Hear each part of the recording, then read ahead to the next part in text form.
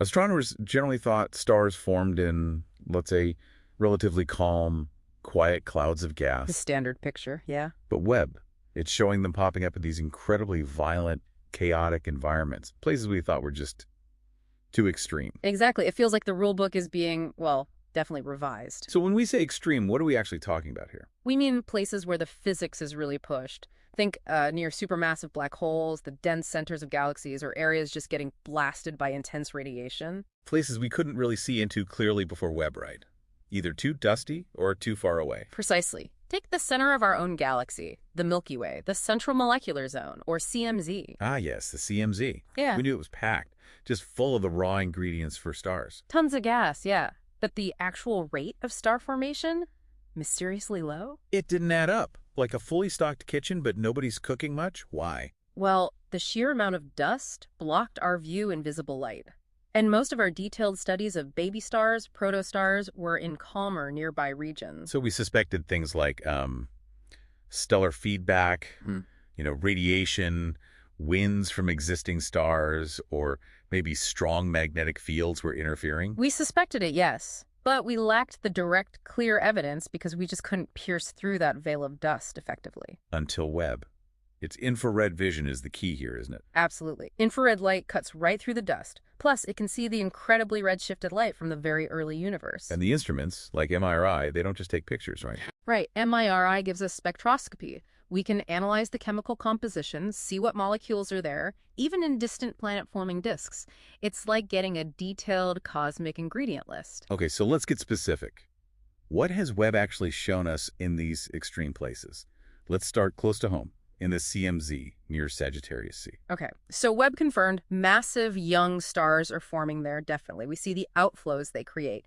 But the really big finding was looking at the structure of the gas clouds. The structure. How so? Webb saw these elongated filaments of gas, and they look like they're shaped, almost sculpted, by incredibly strong magnetic fields. Wow, so you can actually see the magnetic field's influence, and they're strong enough to explain that low star formation rate mystery. That's the breakthrough, yes. Yeah. These powerful fields, maybe amplified by the gravity of our central black hole, they act like, well, like invisible scaffolding. Scaffolding? Yeah, they resist gravity's pull, they prevent the gas from collapsing easily everywhere to form stars. So gravity is still the main driver, trying to pull things together. But the magnetic fields are pushing back hard. Exactly. In the CMZ, they're a really dominant counteracting force. It explains why star formation is suppressed there compared to the amount of available gas. Fascinating. So the basic process isn't different, but the efficiency is way lower because of these fields. Okay, what about other extreme spots, like regions low in metals? Right, low metallicity. Fewer heavy elements than our sun, sort of like conditions in the early universe. Places like the Small Magellanic Cloud, a nearby dwarf galaxy. What's Webb seeing there? It's resolving small, sun-like protostars, maybe stars, with dusty disks around them. We couldn't really do that before in those environments. Okay, seeing smaller stars is progress. But is there a bigger surprise? Oh, yes. In one specific disk called XUE1. Now, this disk is right near a massive star that's just blasting it with harsh ultraviolet radiation. Sounds like a terrible place for complex chemistry. You'd think so. Yeah. But Webb detected water vapor and complex organic molecules, things like carbon monoxide, hydrogen cyanide, the building blocks for potentially habitable planets. Wait, water?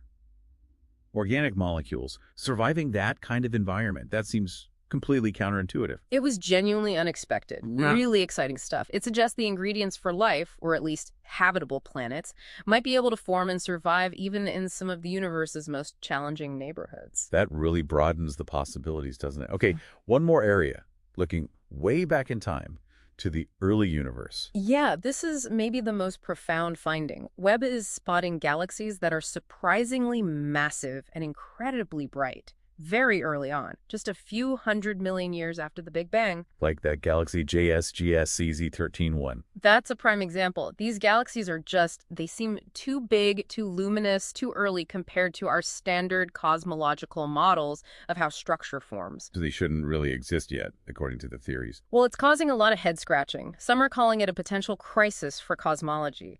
It challenges our understanding of how quickly galaxies assembled, maybe even hints at needing tweaks to ideas about dark matter or early universe physics. And didn't that JD's galaxy also show signs that the early universe fog was clearing around it?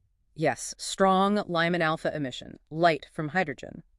It suggests the neutral hydrogen fog that filled the early universe was cleared out around this galaxy earlier than expected, which implies very powerful sources inside it, maybe extremely energetic early stars or accreting black holes. So across all these different environments, our galactic center, low metal regions, the early universe web is showing this really complex picture. It really is. It's this intricate interplay. Gravity is fundamental, always trying to pull gas together. But then you have stellar feedback radiation, winds, explosions pushing back. And now we see these powerful magnetic fields also resisting collapse or channeling flows. And metallicity matters too, affecting how gas cools. Exactly. It's not a simple, calm process. It's often violent, dynamic, a cosmic ballet maybe, but a very energetic one. Webb's really pulling back the curtain on that dance. It reinforces gravity's role, sure, but highlights just how critical these other forces, feedback magnetic fields, are in shaping the outcome.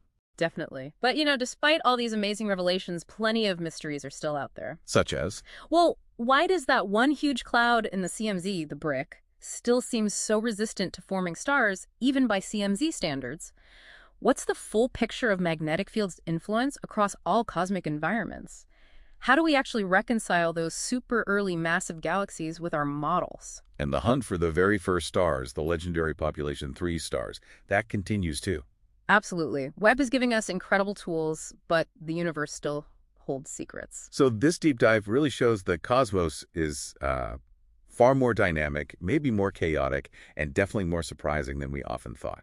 Which kind of leaves you with this thought, doesn't it? If the basic building blocks for planets, maybe even life, can survive and exist in these extreme, harsh places. What does that mean for the sheer possibility of life elsewhere? Exactly. The universe might be even more capable of producing interesting chemistry in unexpected places than we ever imagined. A lot to think about. Thanks for exploring all this with us.